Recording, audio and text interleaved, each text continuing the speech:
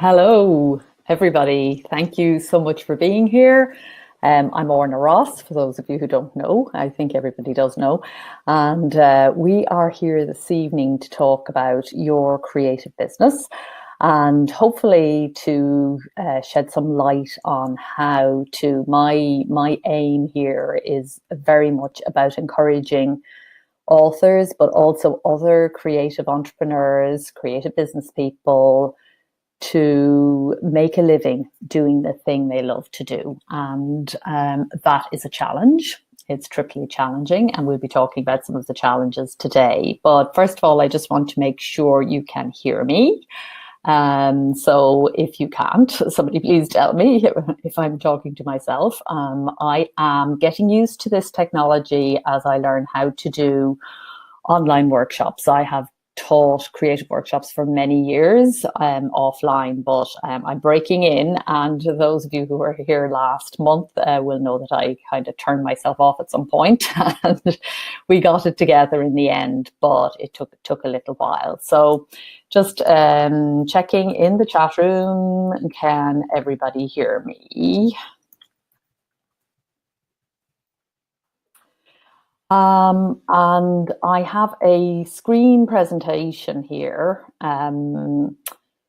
Great, Gabrielle can hear me, thank you. And Janet is here also. Janet Kitto is an assistant of mine, and she is here, I believe, and she will be able to help you. But it looks like everything is being heard loud and clear anyway, so that's a good start. The other thing we need to check in on is that you're going to be able to see the slide presentation. And so I am calling that up next, and hopefully, yes, that is working perfectly. That's exactly how I want things to go. Okay, so let me talk then. Let's straight away get into having a look at what we're doing. I'll tell you a little bit about myself for those of you who are not aware.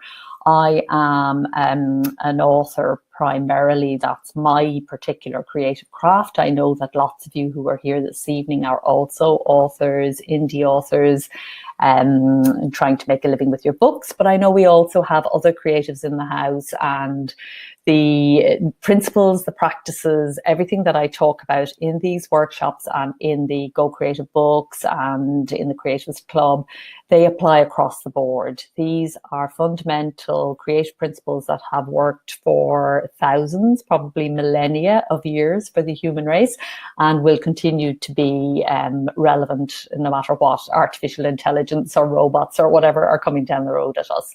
These are timeless principles and they work across the board.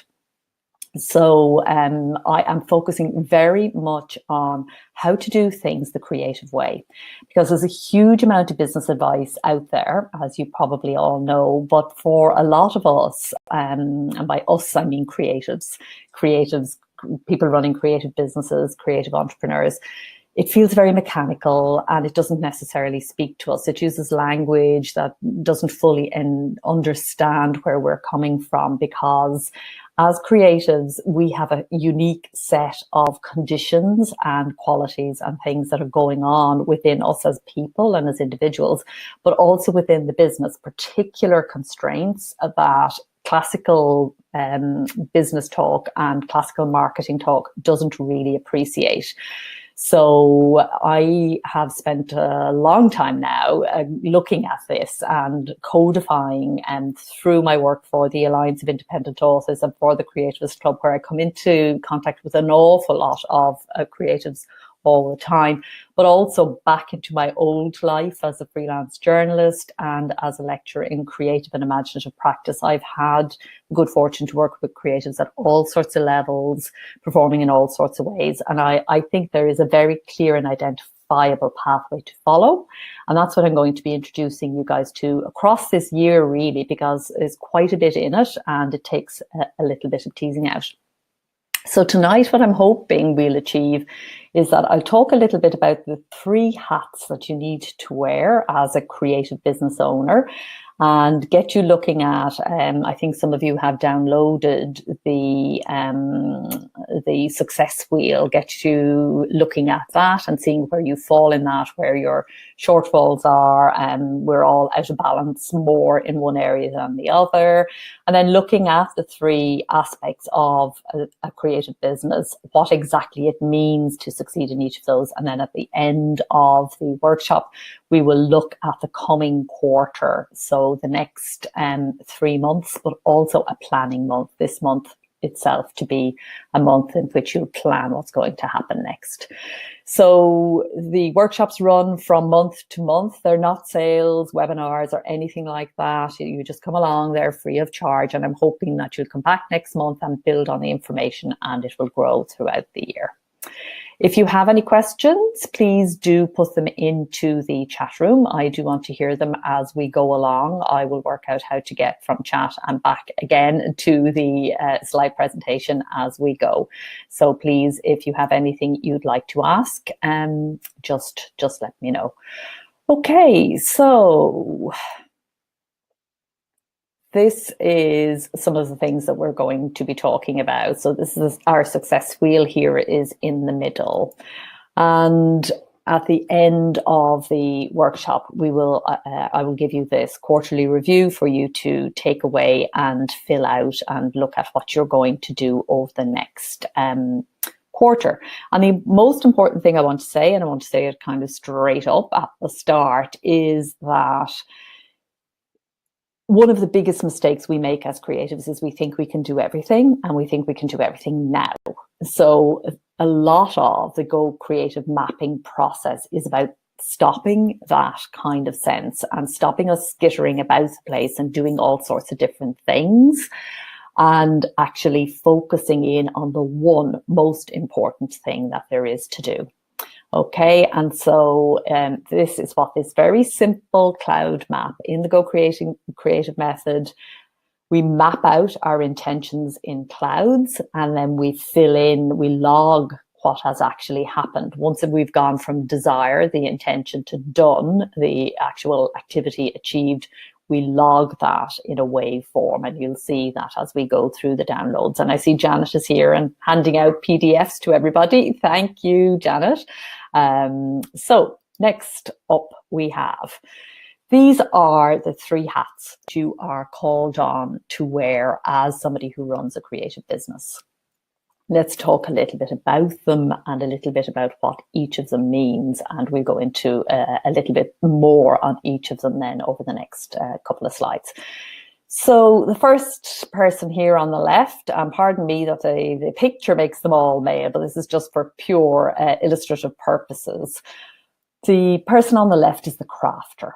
This is the person that makes whatever it is you are selling, your product, your project, your services, whatever it might be. So for an author, it's books. For an artist, it's the paintings. It may also be the performance. It may also be a campaign, a crowdfunding campaign. But the crafter is the person who makes the stuff or the services, essentially crafts the offerings that are going to be handed out to the world. The manager is the person who actually looks after things like the profits of the business, the processes of the business, and things like that. So the crafter works inside the business, making the stuff, making the services, making whatever it is that's being offered out to the world. But the manager works on the business itself. And that is a very important distinction. And there is a blog post, which I'll give you the link to after the webinar. I'll send it around in an email. There's a blog post which actually goes into all of this in great detail. But just for the purposes of the webinar today, what you need to understand about the manager is that the manager craves order. The manager wants things to be happening in an orderly fashion and leading to the desired outcome for the manager, which is profit. So the crafter, the desired outcome is the product or the service to be provided to the customer, but the manager, it's about the business itself being operational. And the entrepreneur then, if the crafter works in the business and the manager works on the business, what the entrepreneur does is kind of works about the business, telling people about it, which is a big part of it. So sending out pitches to make partnerships with other people who can take the business further and out to more people, or getting media placements, or working with other bloggers or influencers online who can let people know more about what the business is doing, but also ideas, expanding the business, growing the business, getting it out there is very much what the entrepreneur does. Now, as a creative, as a person who wants to make a living with your creative work, you have to either learn to wear all three of these hats, and for most of us that's where it starts at least, or else you have to outsource the management work and the entrepreneurial work if you just want to do the crafting. Over 20 odd years of working with creatives, I have never heard of anybody who doesn't want to do the crafting part. That's the bit we all want to do. So you get a lot of people saying, I love my writing, I love I love script writing, I love making films, I love acting, I love performance, I love counseling, because I include people as creative entrepreneurs. I include anybody who's making a living out of their passion, out of their mission. So it's not just what we classically call creatives who are included in this broad category of mine. It's anybody who's trying to kind of take something that they deeply care about and create a business around that, and trying to do it the creative way I define as a creative entrepreneur. So as I said, I have never met anyone who doesn't want to do the crafting thing, but I have met an awful lot of creatives who are not entrepreneurial minded. They don't find it easy to talk about what they do in a way that inspires others into action, which is what an entrepreneur is trying to do. And also perhaps they don't love the management role. They don't like actually thinking about the profits of the business, how the business itself as a business. They may not even like the word business. But if we want to make a living from our writing, from our creative work, from our whatever it is, from our mission, from our passion, from our mashin, as I call it, where those two things connect together, if we want to do that, then we need to get to grips with these three different aspects. Have we got any questions? Is everything okay? If anybody has a question, please do hop into the chat room. So what I then would like to talk to you about, and I think you have downloaded this, most of you have, and if you haven't, you can do so after the webinar is over, and Janet has provided the link there in the chat room for those of you who've come in a little bit later. So this is your success wheel as a creative, okay? These are the various aspects of working in the business, working on the business, working about the business. So over here on the left, on the top left, going into top right, these red categories, this is the manager's role. This is working on the business. Okay, so what the manager does is looks after essentially three different topics. The assets of the business. So an asset is anything that puts money in your pocket and will continue to do so without you having to continue to work at it. So if you are somebody who is selling your skills, say you're a writer, if you're somebody who is a writer for hire, if you write, if you're paid to write articles for newspapers, for example, as I was for some years, that's freelancing. That's not a business because you're not really creating an asset. Well, you are creating an asset, but you're creating an asset for the newspaper owner, but not for yourself. So an asset is something that will continue to put money into your pocket after you've stopped working on it. And that is necessary. That's what draws a distinction between being a freelancer and being in business. And so as a writer, you write your own books. That book continues to sell long after you've written it. It's an asset. Okay. Tools and tech are the other aspect of working on the business.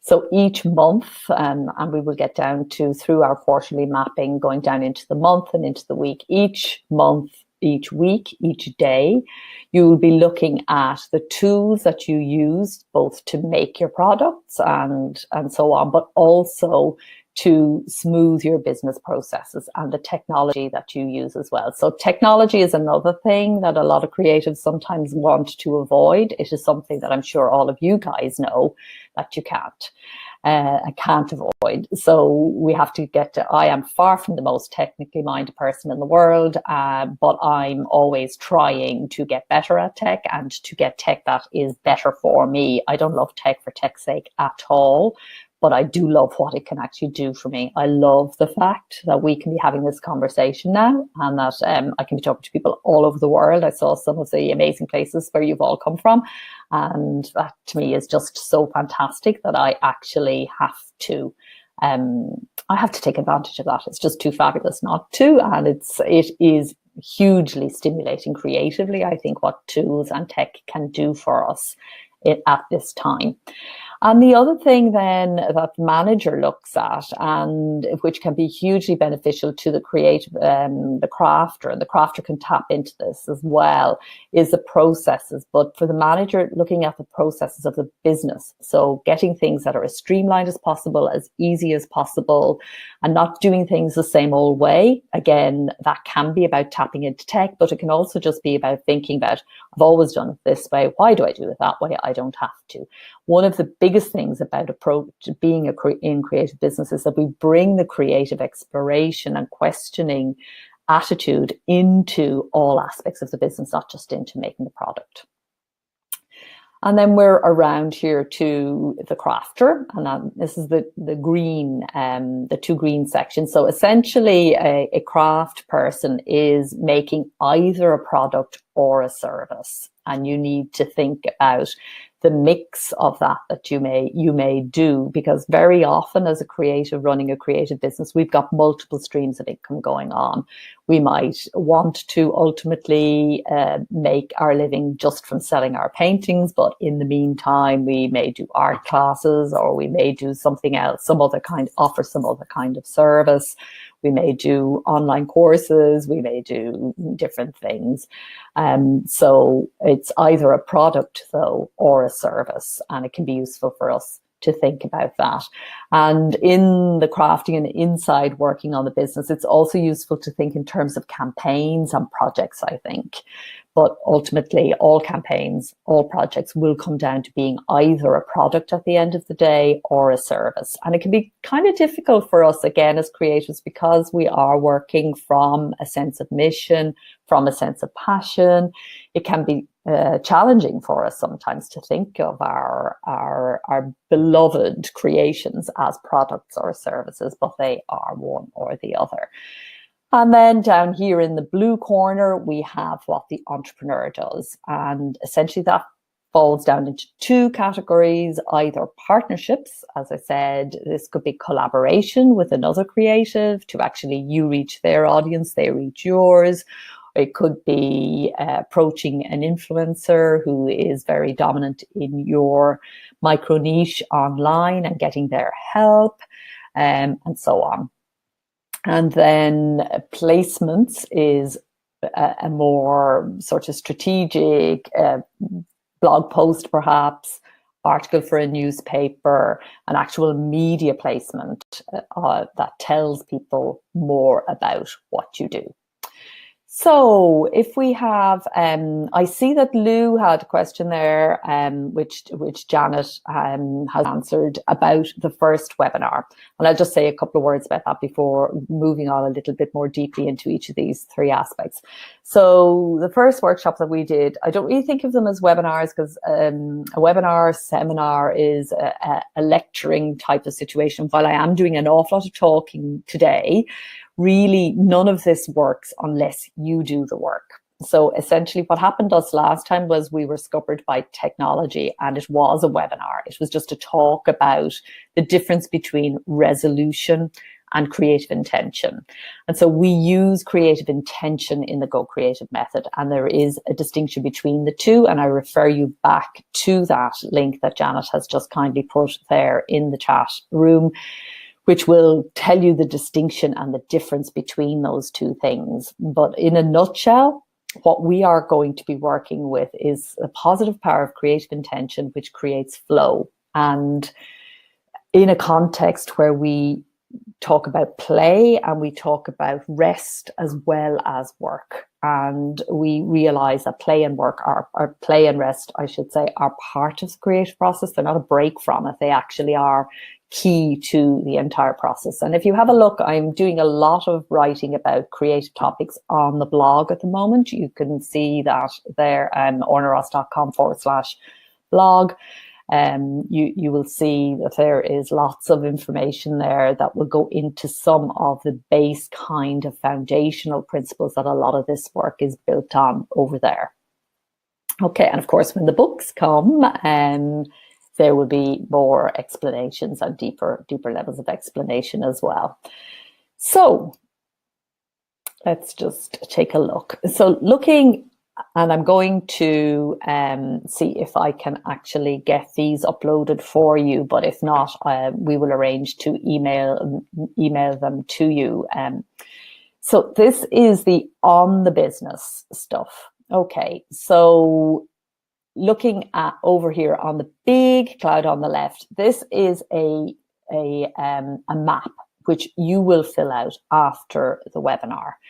And what it will ask you to do is to look at one asset that you are creating, one process that you use either in the creation of your product on a day-to-day basis as a craftsperson, or process within the business, you know, wearing your managerial hat, or process of pitching and publishing and putting yourself out there wearing your entrepreneurial hat.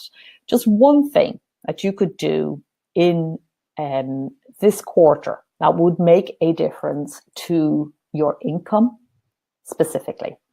So one asset that you feel would actually bring in an income. So not a passion project that is something you just kind of need to do for yourself, but something that you actually think, if I make this actually can bring me in some money for some time to come. And I'm not saying that you have to make it in this first quarter. You may well be involved in making something else right now, but I want to get you thinking about that. So the most significant thing you could achieve under the asset, under the process, and under the tool category. So what tool could you bring into your business that would seriously make a difference for you in terms of your profit? What would make your life easier? What would make, an example might be when I started to use speech to text instead of typing every word, I upped my productivity considerably, and that had a real and significant influence on what I was able to do and the profits that I was able to make. So over here in the small cloud, you will note the creative benefit you would get from bringing in this asset, bringing in this process, bringing in this tool, and the commercial benefit that you would get, how you would profit, how your business would profit, and how you would profit creatively and commercially from thinking about assets in the business, the processes that you use, and the tools that you use. Okay, great comment here from Kristen in the chat. This is so valuable to me. I won't launch the first book of my 4-book series until late summer, but I understand how important it is to be planning well ahead. Absolutely. Planning ahead is so, so important. Thank you for sharing that, Kristen. Has anybody got an idea, a question about any of this? We're going to move off working on the business now into in the business in a moment. Any questions about working on the business? Anybody who doesn't understand what I mean by asset or tool or process? Please don't be shy, ask your questions. This is your chance to do so. Okay, so the next one that's come up actually is the entrepreneurial one. So these are the things that you need to think about when you're wearing your entrepreneur hat. And so placements, that is, Julie has asked, do you need to fill in something in all three clouds? You don't have to, Julie, but in terms of getting a good balance into your activities, it is desirable to do so. It's a good idea to try to do so because all of those things need to be improving. So I don't want you to get overwhelmed by what I'm saying here because it sounds like an awful lot. But as we work through the mapping process over the next over this session and the next two sessions, we will move from thinking about these things into understanding them much more specifically for your own business, and then breaking it down into monthly, weekly, and then daily tasks. So you will understand exactly what you should be doing at any time of the day and any time of the week and any time of the month. So you won't be working on all three aspects all the time, but over the month and over the quarter, you will balance it. And Julie has said balance is important, and you are so right. Nothing is more important than balance. So yeah, it is advisable. And a lot of what I'm doing today is really about stimulating your thought processes. It's about trying to get you to think about what you're doing in these terms rather than just getting up in the morning and kind of taking what comes at you in the day. Getting up in the morning and knowing what you want to be doing each day, each week, each month, each quarter in relation to all of these things, so that you can actually start to turn your creative work into a positive income flow. Okay, so the entrepreneur really helps with that, and the entrepreneur is out there, and that's I think the way to think about the entrepreneur out there, in terms of expanding what people know about you and your work, and in there thinking about the next big idea, the next great idea that's going to really attract your customer, or the next great idea that's going to take things out to more people. So the entrepreneur is thinking about partnerships with the right people. It's got to be the right people. I see a lot of creatives making collaborations that are not particularly useful out of friendship. And that's a lovely thing. That's a really nice thing, but it isn't a business thing. So in terms of thinking in a business-like way, the ideal partnership is somebody who is able to expand your business and you're able to expand theirs. It's a genuine help rather than kind of a nice thing to do, which is, of course, really, really valid and really, really well worthwhile doing, but knowing that you're doing it for a friendship outcome rather than a commercial outcome. So making the right partnerships, thinking about who you would like to partner with, who gives you good creative energy, who do you really admire, who do you see doing things in your micro niche. They should be right where you are in your category, but doing something that's slightly different with a different audience, a different set of people listening to them. That's the ideal collaboration. Placements is about getting those, getting people. You don't have to know these people, and it's not a collaboration. It's not a long-term thing. It's literally a one-off thing, a blog post on a podcast appearance, an article in the newspaper, a radio interview, a review, whatever it might be. You should ideally, and I know this is challenging, this is hard, I'm trying to make myself do this more at the moment. You should ideally pitch something daily. You should be actually putting yourself out there and asking somebody to do something for you on a daily basis. I've got this little kind of pitch board now, which has the days of the week on a Monday, Tuesday, Wednesday, Thursday, Friday. In the beginning of the week, I fill out the people I would love to do something with over the next while. And I do one a day, knowing that of that 7, I'm lucky if I get a yes, maybe on 1.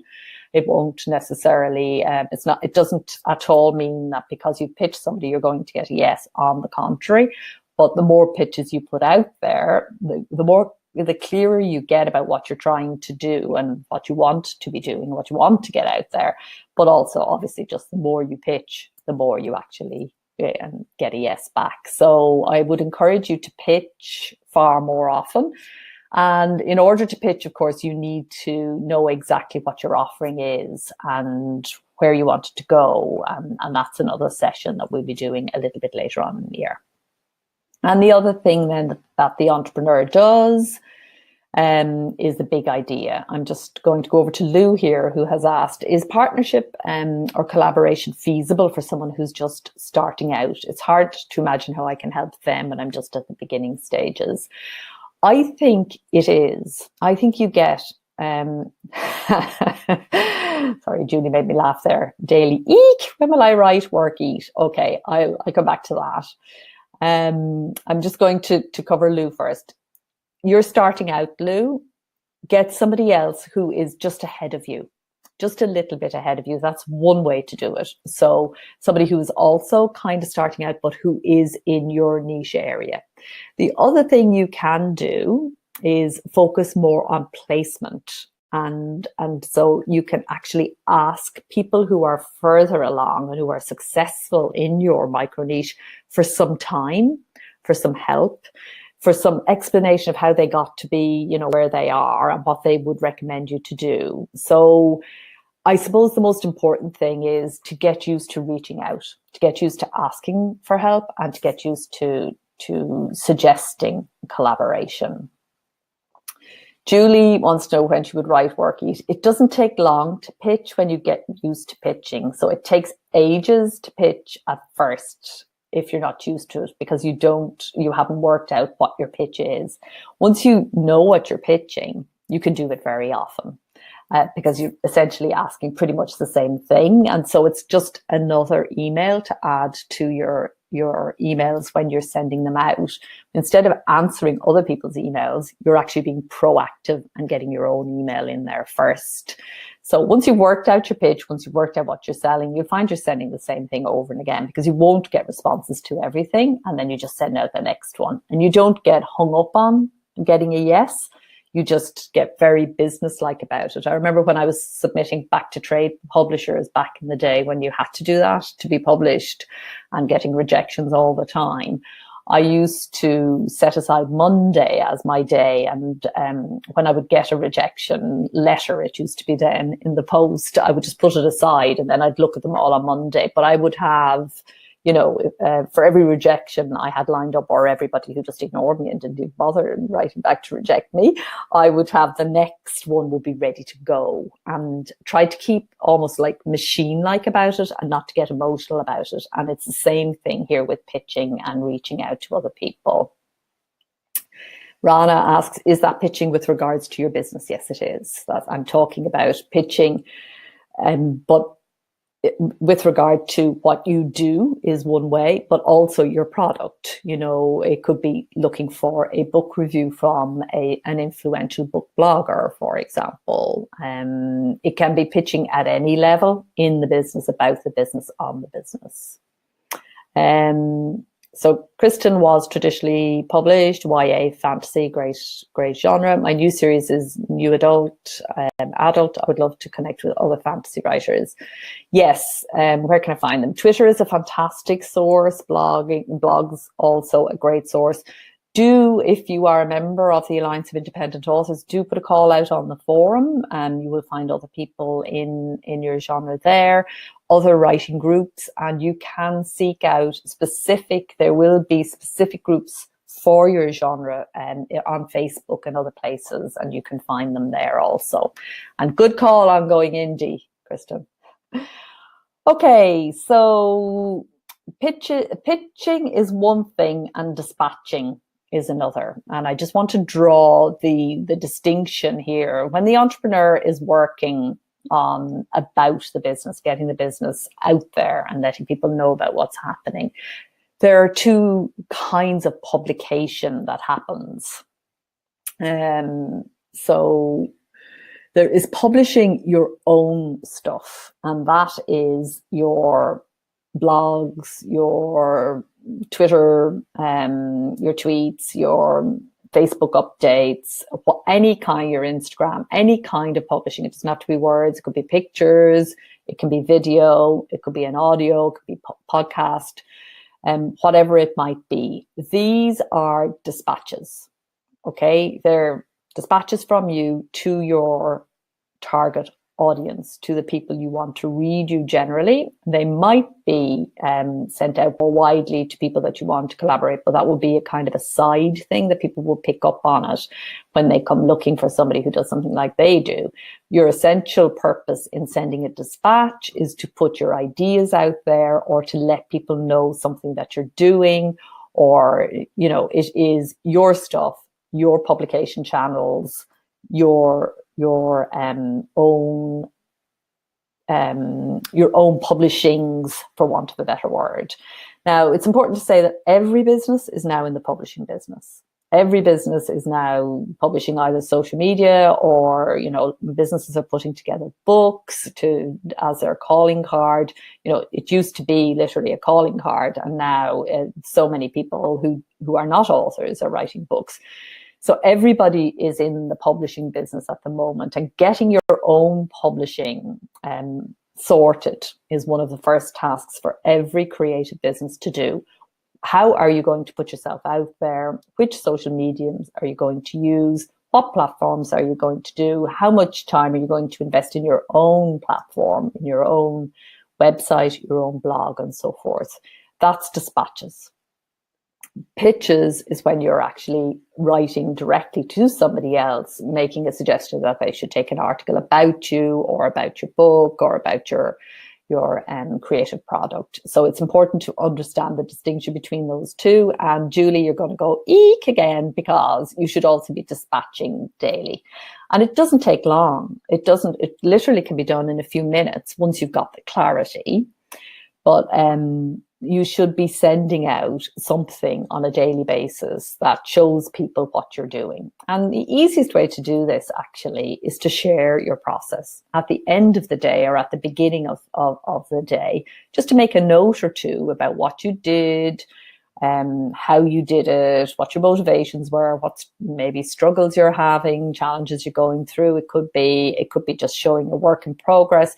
People are really interested to see what you're doing as a creative. Creative work is really interesting for everybody, even those who are not in any way creatively inclined. And certainly those that you're trying to reach as customers are going to be interested in your process. So it's a really good idea to, if you haven't read Show the Work by Austin Kleon, I think that's a great book to actually give you a sense of why you should do that, and the many ways in which you can do that, and how much fun it is, and also how it helps you to develop the work itself. So I'd really encourage you to do that. And in a way, this whole series is my way of doing that.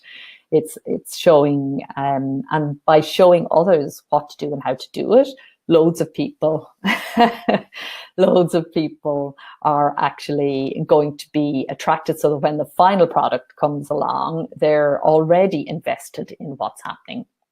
And Lou is laughing out loud, saying, "Who would want to know what I'm doing?" You really honestly would be surprised. Start putting it out there. Dan Blank is going to be joining us on our Ally podcast going forward, answering our members' questions from a creative perspective. And Dan's book is called Be the Gateway. And he writes very well about being a gateway for your work, allowing, being the way by which the people who are interested in what you do are going to find out more about it and find out the ways. Who would want to know? Well, start putting it out there and see. Consistently putting it out there over time, I think you could surprise yourself. And if you think they don't want to know about it as it goes along, what makes you think they would want to know about the end product? So if you share your process as you go along, you will attract people over who will be interested. So try it for a month, and let's reconvene this time next month, and you can tell me.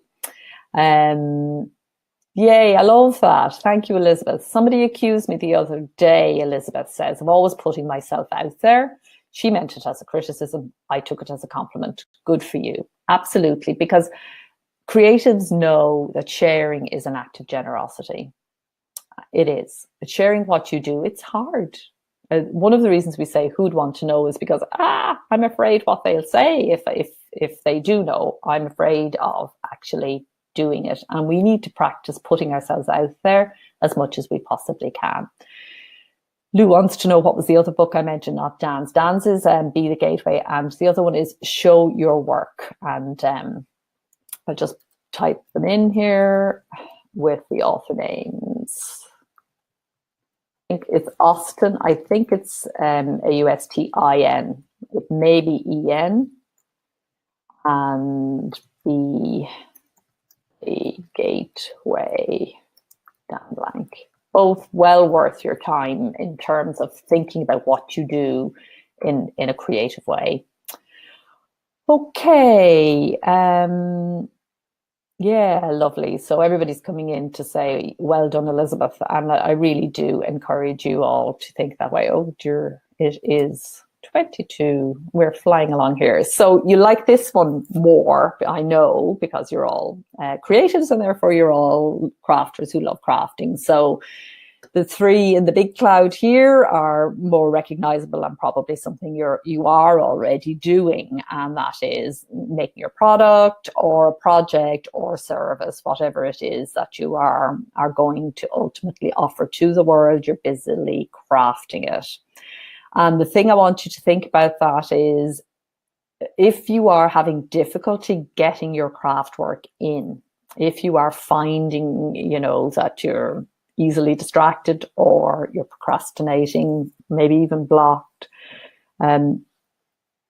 first off, I want you to think about the time and the space. Thinking about when you're looking at it at a quarterly level, at a monthly level, at a weekly level, at a daily level, at a morning, noon, and evening level, you need to think about time and space for doing all of these things, not just working on the craft stuff, but that's where people often find themselves procrastinating and not getting on with it.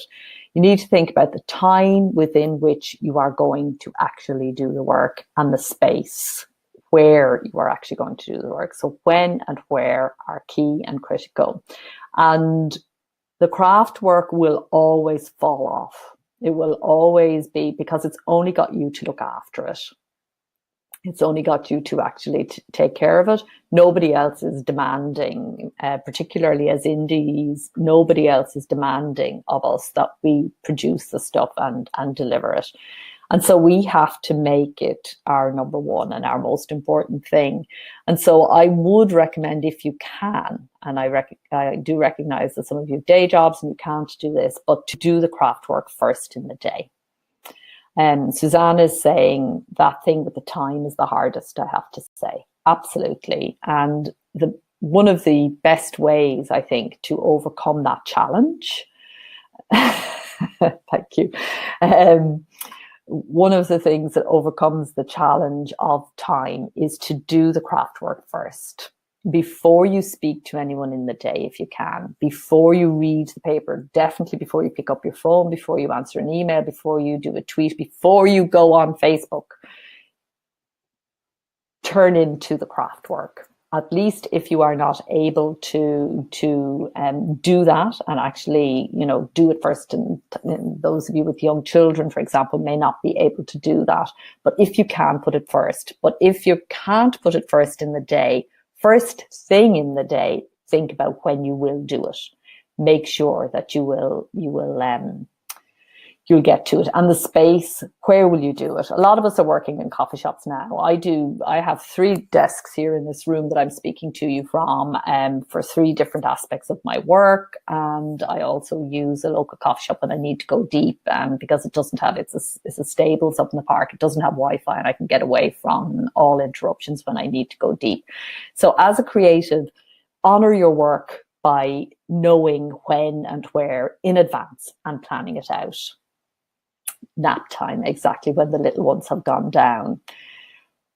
Okay, in terms of reaching each other, I have two questions. One which is to do with the actual maps that I'm showing you, and I'll answer that first, and then one about you guys meeting up separately, and then I think we're out of time for this week, but I would be in touch. So yes, you can meet, you can connect with each other outside of the workshop. I have the email addresses of the people who have registered. So if anybody does not want to be included, I will send an email which will introduce you all to each other. If anybody does not want to be on that list, perhaps you would give me, just email me info@ornaross.com, say that you don't want to be included. And actually, if you could email Janet@ornaross.com, that would be the best way to do it. And she will make sure if you don't want to be included in the mail out. So we will send that mail out in about, tomorrow evening, about 24 hours time, or possibly the morning of the hour. So if you don't want to be included in that mail out, just let us know before then. And I was asked about the maps. What is the vision and investigation on the maps? So these maps work across the 7 stages of the creative process, as does the Creativist Club, as does the Go Creative books. And the vision, there are 3 phases to the creative process. The first one is the vision phase, the second one is the making phase, and the final one is the revision phase. And that's what takes you from desire to done. Expressed as the 7 stages, that's intention, incubation, investigation. So these maps belong to phase 1, vision, and stage 3, investigation. The other stages are formation and elaboration in the making, and correction, clarification, sorry, brain going there, correction, clarification, and finishing, completion in the final revision stage. So we'll be looking at all the different stages as we go through the year. Yes, great delegation, Janet. Thank you, Elizabeth. Okay, folks, what I am going to do, so what we will do, I just wanted to finish off with a reminder that the creative rest and play is really, really important in terms of doing this whole thing in the creative way. The maps lead on to other maps, which you will find in the library on the ornaross.com site.